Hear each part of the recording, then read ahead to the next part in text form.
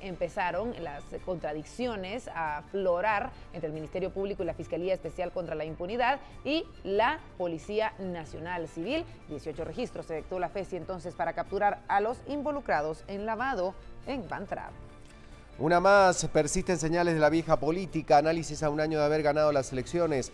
Transfugismo, nepotismo, silencio es lo más notorio del presidente de acuerdo al análisis de Prensa Libre, que hace toda una crónica de cómo llegó al poder y de lo que dicen justamente los analistas a un año de que Jimmy Morales ganara las elecciones.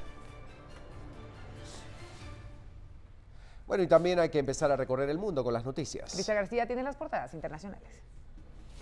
Y como bien se lo comentábamos desde el inicio, la noticia de este día relaciona a El Salvador y su expresidente, y por eso vamos a poner la portada principal del diario de hoy, precisamente el diario que circula en El Salvador desde muy temprano.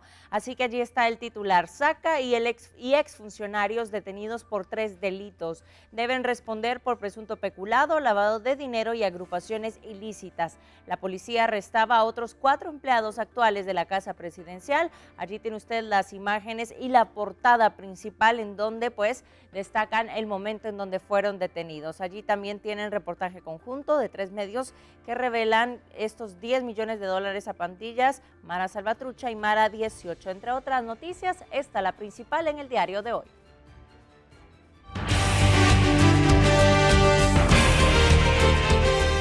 Bueno, comenzamos con la crónica de lo ocurrido el viernes de este confuso allanamiento que se realizaba en el condado Naranjo, donde fallecía el exministro de Finanzas Pavel Centeno, que fue herido, y realmente primero lo que ocurría con este fiscal del Ministerio Público y un agente de la Policía Nacional Civil que están también en estos momentos con una situación estable de que hubieran recibido un impacto de bala. Es importante mencionar que la Fiscalía sostiene que el allanamiento en 2 viviendas de la colonia Los Encinos era para capturar a Ronald García, gerente y representante legal de Bantrap, de quien tenían información que vivía en una de esas 2 viviendas que aparecían a su nombre. Bueno, ahí empieza la confusión entonces, cuando no se sabía si realmente se buscaba a Pavel Centeno, cuando se da la información que no era confirmada a primeras horas de ocurrido el suceso por las autoridades de la policía. Sí se filtra una comunicación de los bomberos donde uno de ellos asegura que la esposa confirmaba que se trataba de Pavel Centeno, y a partir de allí empiezan todas las especulaciones.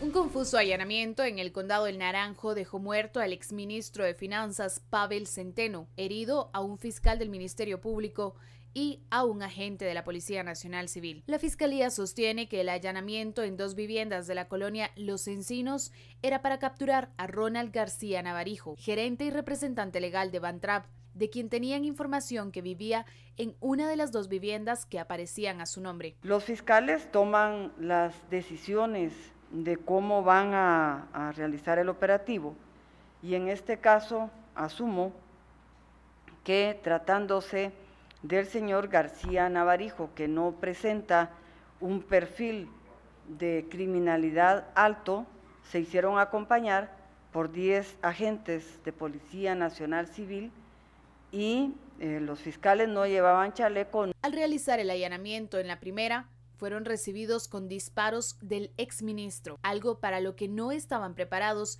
y que puso en riesgo la seguridad de 2 agentes, quienes se encuentran internados pero estables. En este caso, dada la ubicación, las circunstancias de la vivienda, del nivel que se había advertido y que la acción se dirigía contra un muy alto directivo del Bantrap, el señor García Navarijo, se procedió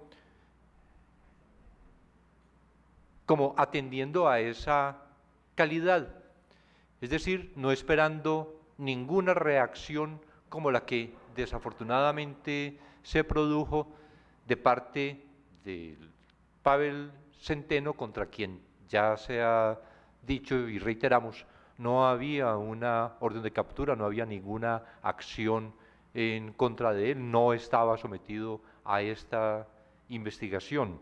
Todo esto en el marco de la investigación por el caso de corrupción en el Banco de los Trabajadores. Pavel Centeno, desde el Ministerio de Finanzas, fue una pieza clave en la administración de Otto Pérez Molina y Roxana Valdetti, además uno de los pilares de la formación del propio Partido Patriota. 57 años de edad, fallecía entonces el exministro, quien habitaba la vivienda de Ronald García Navarijo, gerente de Bantrav, que tenía orden de captura. Pavel Vinicio Centeno fue uno de los fundadores del Partido Patriota, uno de los primeros alfiles en construir la agrupación política que ahora enfrenta diversos señalamientos de corrupción. Su cercanía a Otto Pérez Molina era tal que en 2012 fue nombrado ministro de Finanzas Públicas. Al frente de esta cartera estuvo durante los años 2012 y 2013. Fue blanco de las primeras interpelaciones que la bancada líder hizo al gabinete patriota, lo que lo llevó a presentar su primera carta de renuncia en 2012. Sin embargo, la misma no fue aceptada por Pérez Molina. Ese mismo año fue cuestionado por un fideicomiso de 100 millones de quetzales que iba destinado al sector cafetalero. Sin embargo, por decisión de Centeno solo fue otorgada la mitad del fideicomiso y la otra mitad fue para atender diversos gastos, según él lo señaló. Finalmente, en 2013 volvió a presentar su carta de renuncia y fue sustituido por María Castro. En esta carta indicaba que viajaría a México por unos chequeos médicos. Pavel Centeno reconoció tensión entre los ministerios y externó su intención de intervenir las aduanas para mejorar la recaudación. Por el delito de lavado de dinero, el Ministerio Público y la CICIG solicitaron la captura de 10 personas, 5 de ellas directivos del Banco de los Trabajadores, 4 familiares y una empleada del banco. Por el momento, 7 personas han sido capturadas por el caso que, como sabemos, es denominado Bantrav, un negocio de familia. Nuevamente, la administración del Banco de los Trabajadores se ve manchada por un nuevo caso de corrupción. Esta vez involucra a miembros de la junta directiva vinculados al lavado de dinero. ¿Cómo se originó? En 2010, Bantrav recibió como pago de una deuda 10 fincas de Villa Elgin, ubicadas en la zona 13 de la ciudad, las cuales estaban valoradas en 7 millones de quetzales, pero las fincas fueron vendidas por 4 millones de quetzales a una empresa vinculada a los mismos directivos del banco. El 18 de julio del 2011, el Banco de los Trabajadores publica la subasta para la venta de las 10 fincas en cuestión. Luego vemos las acciones criminales cometidas por miembros de la Junta Directiva en detrimento del patrimonio del Banco de los Trabajadores. El caso de la compra-venta de las casas en Villas de Elgin. ¿Qué objetivo tenía la estructura? Una estructura criminal integrada por varias personas, todas ellas vinculadas con los miembros de la Junta Directiva. Pero no solo las fincas se vendieron por un precio menor a la misma familia de los directivos de Bantrav, sino que además el dinero que fue usado para pagar las propiedades provenía de las arcas del banco. Así, entre 2010 y 2011, una empleada del banco llamada Karen Flores recibió 5.5 millones de quetzales. ¿Qué pasó con el dinero? Hizo varias transacciones, algunas de ellas directamente como depósitos a los miembros de la junta directiva y otras para depositar el dinero a empresas de cartón. Primero el dinero fue trasladado a Threesome, luego a otra entidad denominada Administradora Silverado y finalmente a la entidad Desarrollos 2812. Con la cual lograron comprar las 10 fincas. El detrimento en un primer evento, porque esas casas son finalmente vendidas por un precio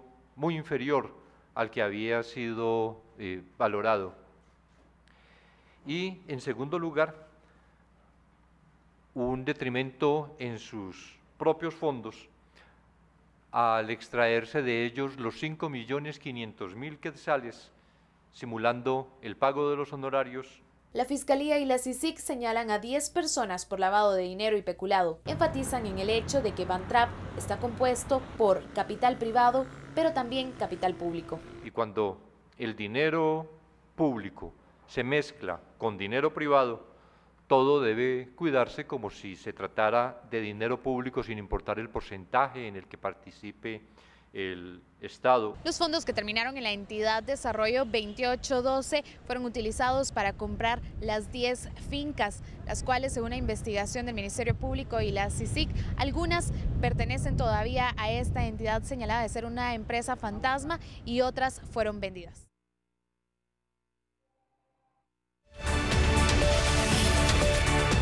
Bueno, para ampliar la información y qué ha pasado este fin de semana con este tema, saludamos a Juan Francisco Sandoval, fiscal del Ministerio Público. Juan Francisco, bienvenido a BLM Noticias. ¿Qué pasó en estas dos últimas jornadas? ¿Qué avances? ¿Cómo continúa la investigación? ¿Qué nos puede decir al respecto? Buen día. Buenos días, Ricardo, mucho gusto. Comentarle de que ayer finalizó el allanamiento en la entidad bancaria alrededor de las 6:30 de la tarde, es decir, fue un allanamiento que duró alrededor de 3 días.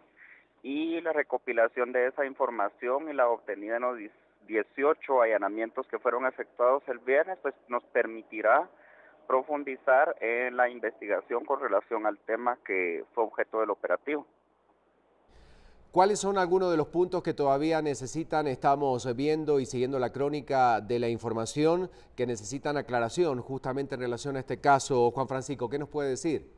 Bueno, en primer lugar, esperamos de la audiencia de primera declaración en relación a las personas que fueron detenidas. Otro aspecto que será importante es que si es decisión del juzgador ligar a proceso a estas personas y conferir un plazo para investigar, sería finalizar la investigación en la que podamos confirmar mediante el seguimiento financiero de las operaciones que estuvieron involucradas en la negociación de los 10 inmuebles sobre los cuales versa esa investigación. ¿Podrían haber otros involucrados en el caso? ¿Sigue la investigación? Así es, la investigación continúa por la obligación que tenemos conforme al Código Procesal Penal de llevar la investigación hasta verificar las consecuencias ulteriores del hecho investigado. ¿Qué pasará el miércoles entonces en esta audiencia de primera declaración? Bueno, sabemos lo que de forma es generalmente lo que ocurre, pero ¿qué se espera? ¿Qué expectativas, qué escenarios se pueden dar entonces de esta primera jornada? Bueno, lo que esperamos es de que inicie la audiencia, toda vez de que no se ha confirmado de que la misma vaya a arrancar y en todo caso también pues los abogados tendrán que imponerse de las actuaciones del material investigativo con el que cuenta la Fiscalía. Es la expectativa de que inicie la audiencia, pero vemos que en casos que son de alta complejidad, pues a veces se difiere un poco del plazo para que pues en el ejercicio del derecho de defensa las propias personas que están siendo objeto de imputación puedan tener el mayor material posible para el ejercicio de ese derecho. Muchísimas gracias, Juan Francisco, por la información.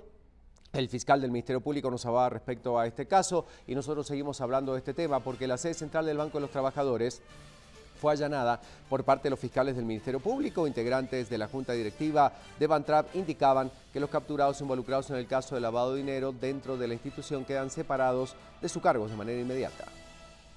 Policías de las Fuerzas Especiales de la PNC y guardias privados resguardaban el edificio del Banco de los Trabajadores durante el allanamiento de las oficinas centrales en Avenida Reforma. Mientras se desarrollaba la diligencia, algunos trabajadores se retiraron, pero cerca de las 10:30 de la mañana abrieron las puertas al público. Pasado el mediodía, 5 miembros de la Junta Directiva informaron que los capturados, que eran parte de la Junta Directiva, se les separaba de sus puestos. La situación dentro del banco, ellos quedan automáticamente por la diligencia que realiza el Ministerio Público, quedan separados de sus cargos.